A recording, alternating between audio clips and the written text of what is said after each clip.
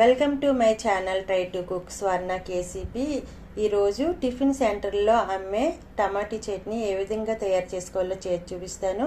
నా వీడియోస్ నచ్చినట్టయితే లైక్ చేసి షేర్ చేసి నా ఛానల్ని సబ్స్క్రైబ్ చేసుకోండి. ఒక బౌల్లోని 1 స్పూన్ జీలకర్ర, 1 స్పూన్ ధనియాలు, ఒక 5 వెల్లుల్లి రెబ్బలు, కొంచెం కరివేపాకు, కొంచెం కొత్తిమీర వేసుకుందాం.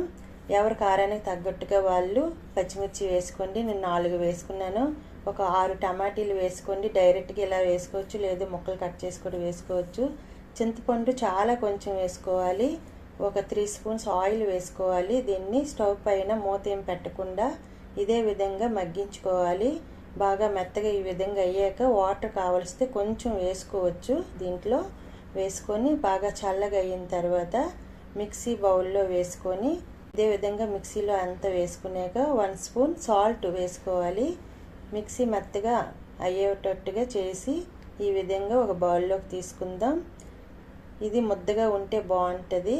ఇది అన్ని టిఫిన్స్లోకి కూడా చాలా టేస్ట్ ఉంటుంది. ఒక 2 డేస్ వరకు కూడా నిల్వ ఉంటుంది. ఈ చట్నీకి పోపు అవసరం ఏమి ఉండదండి. డైరెక్ట్గా ఇలాగ చేసుకుని తినొచ్చు. టమాటీ చట్నీ రెడీ అయింది.